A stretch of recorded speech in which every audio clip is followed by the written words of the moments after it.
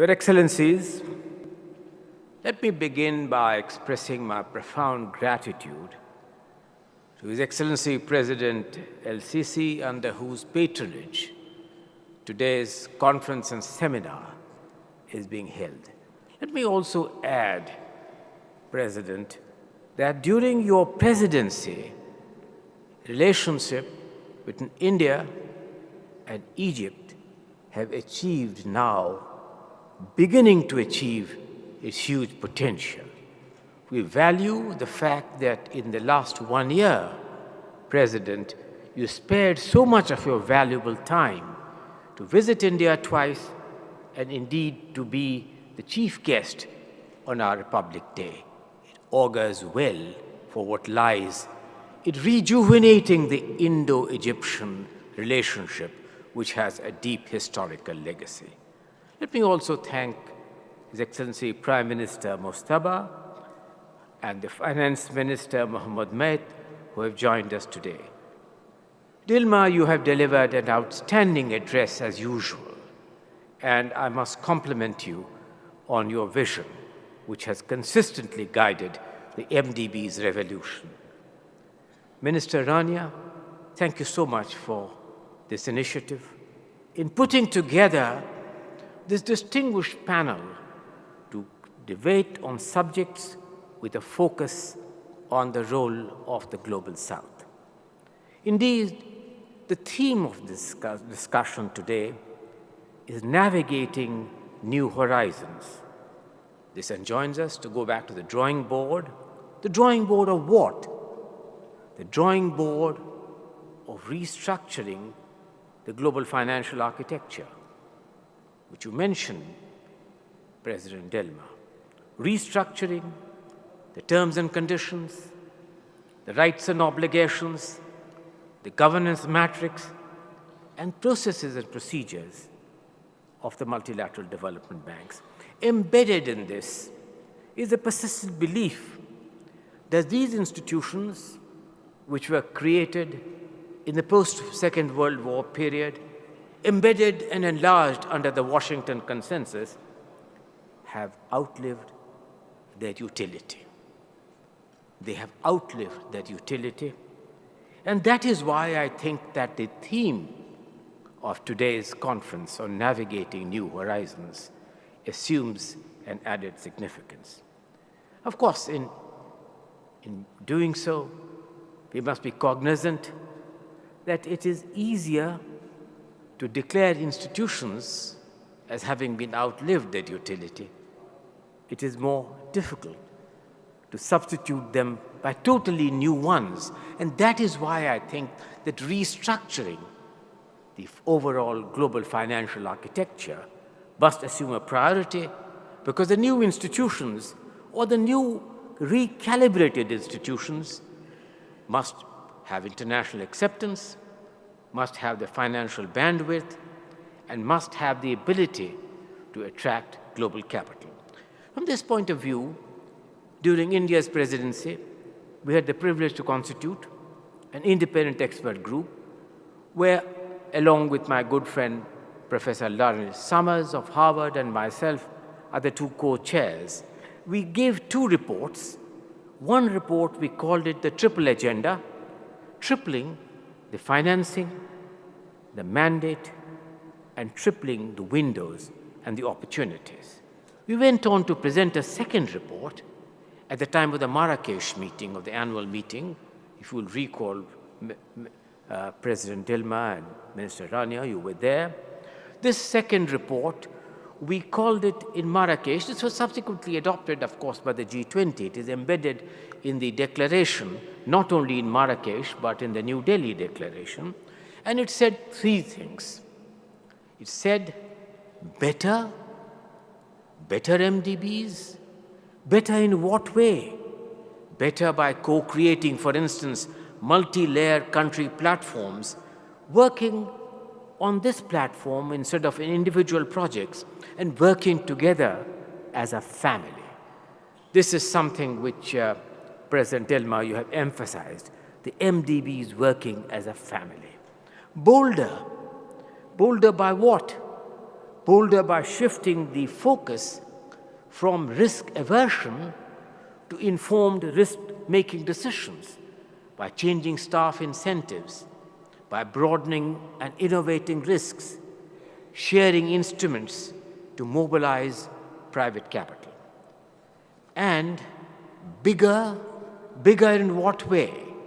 Bigger to harness the potential of the existing balance sheet of the NDBs, to bring about a transformational change, not only tripling the lending capability, but more importantly, bigger by being able to hopefully secure the continued participation of shareholders, and bigger in terms of their reach and ability to meet the global financial challenges. After the Indian presidency, fortunately, the current Brazilian presidency has brought important new initiatives on some key areas of debt, on recurring inequality, and environment. We hope that under the Troika principle, the Indian, Brazilian, and the South African, which follows, will continue to proceed in deepening the reforms of the multilateral development system. The independent expert groups were supported by important institutions. We have, Minister Rania will be happy to know, we have been tracking the developments almost on a monthly basis. The last report which we did and which we were encouraged because you were having this conference today is only dated the 29th of May. That brings out the main features, what we have achieved, what we have failed to achieve, and the long distance which we have to cover. But here are some disturbing features, which I must be candid to share with you. First disturbing feature, net financial flows to developing countries and the South countries have fallen by 48% in 2022, just $51 billion, the lowest level since the global financial crisis. New projections suggest that the flows will fall by another $100 billion in the next 2 years.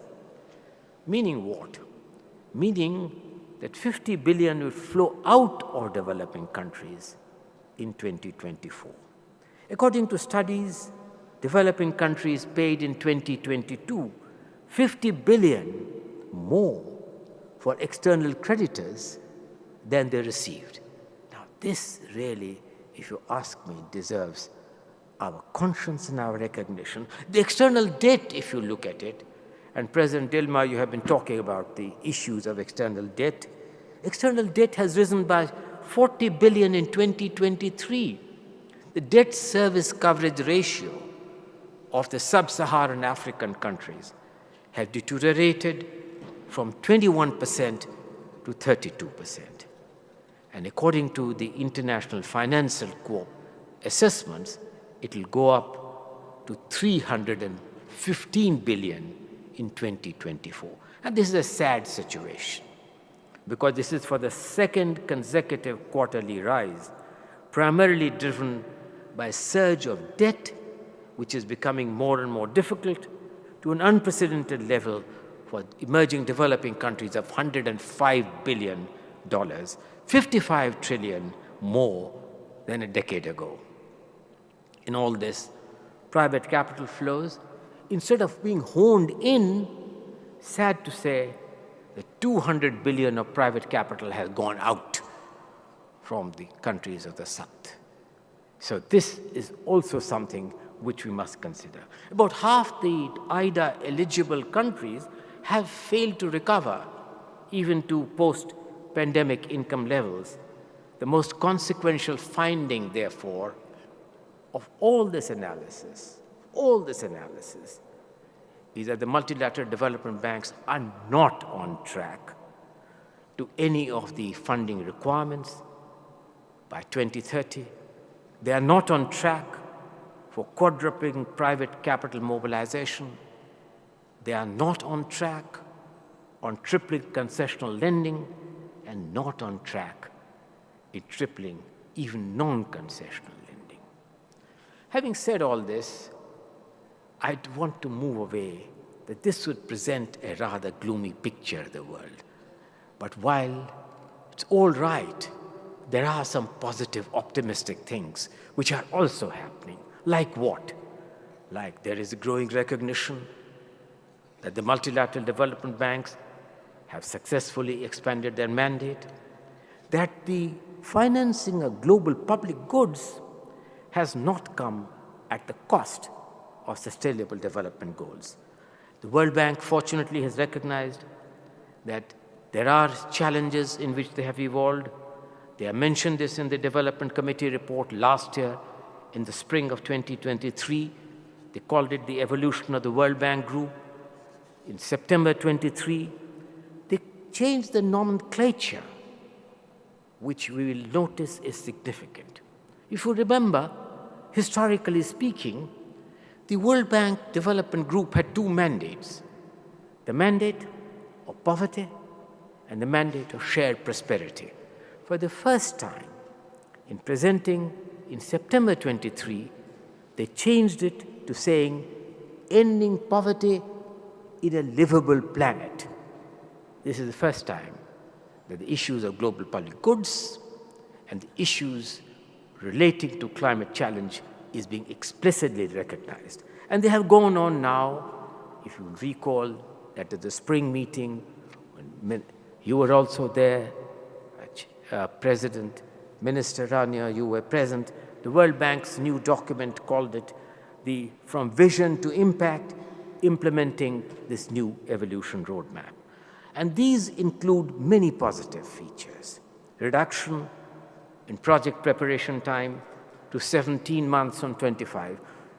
Now, President Dilma, you know that 17 months is still far too long. It's better than 25 months, but not good enough. We must end up in changing the processes and procedures to bring it down to no more than 10 months, from the conception to the disbursement. The World Bank has established, of course, also a guarantee platform in July. They now plan to have a risk-weighted approach, focusing on high-impact projects, reducing risk analysis, duplicating it, tripling annual guarantees to 20 billion for meeting the requirements of the MDBs, and of course, using the facility of the IDB for risk insurance by MEGA and increased engagement with the private sector through the World Bank's Private Sector Investment Lab. Additionally, and you have been an important part of this, President Dilma, the 10 MDBs joining hands to launch a global co-financing platform called the Global Collaborative Co-Financing Platform. This is an important initiative. And the new NDB is an integral part of this under your chairmanship. Going forward, how do I see the scenario? First of all, we, as the independent expert group, owe it to ourselves to continue to monitor progress, to track down the progress. We hope that the BRICS could engage in this monitoring process. We must sustain the reforms of the international financial architecture to fulfill what we committed, better, bolder, but let us not forget bigger. Bigger by all means by harnessing the current balance sheet, in optimizing the current balance sheet, by improving the equity loan ratio, by recalibrating processes and procedures. But one important area we must not lose sight of.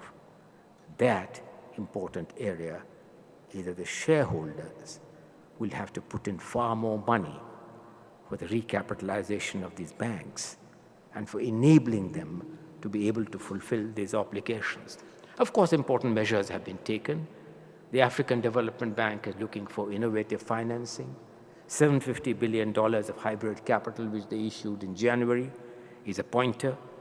The Asian Development Bank's updated capital adequacy framework report, the World Bank adopting new tools of $157 billion of lending capacity by the adoption of the new tools. And how do we use guarantees far more effectively? guarantees are not being used as effectively because there is a degree of recalcitrance on the part of the current bureaucracy to be able to harness guarantee. It's much easier to lend on your own balance sheet than to be able to attract and get resources by using your guarantees much more creatively and innovatively. And in this process, there are two embedded lessons. First of all, do you know, or do many of us know, the element of duplicity involved by the supervisory authorities? What do I mean by supervisory authorities? I mean the credit rating agencies. Finance Minister, you know the difficult complexities of dealing with credit rating agencies, getting Basel norms aligned with what credit rating agencies would do, and these credit rating agencies adopting duplicity of standards. For instance, to give you just an assessment, they assess not on the basis of actual risk. Sadly, they're assessing it on the basis of geographical risks. This is quite unfair. Risks of OECD countries being viewed in a different way, given the fact that they could be as vulnerable that countries who happen to be geographically placed in some other part of the world. So I think that the morality and uniformity of standards by the supervisory authorities, particularly the credit rating agencies, would be important. Harnessing private capital would remain a very, very important challenge, even as we begin to adopt and harness technology. We recognize the increased power of the Internet of Things, of generative artificial intelligence, of 4 Omni, and all its other variations. In fact, these days, curiously, you would be surprised that my co-chairman of this group, Professor Larry Summers, is an important member in the generative open AI of 4 Omni and tells me the transformative changes which this is likely to bring about. But we must harness this possibility. We must harness by using the power of AI technology to rejig our processes, to rejig our procedures, to rejig the working of the multilateral development banks, to make them far more efficient than they have been in the past. We must also say that kicking the can down the street for one reason or the other, given domestic and other difficulties, alluding to electoral processes in many important countries, particularly the countries in the West, would really be quite unfair, unconscionable. We must seek ideological and bipartisan support, because if we are to provide orderly transition for daunting requirements of climate financing, which we know, we mentioned, Mr. Rania, about $5 billion to be assessed per annum, and assuming that a lot of it is harnessed in terms of domestic capital mobilization, there is still a long challenge ahead. Let me, before I conclude, make one or two remarks about BRICS. Well, the membership of the BRICS, which you mentioned, was enlarged last year. We greatly welcome that. BRICS is an important member now of the BRICS community, but this enjoins the new possibilities of BRICS. The BRICS economy will now begin to represent 28% of the global economy, 48% of the global population.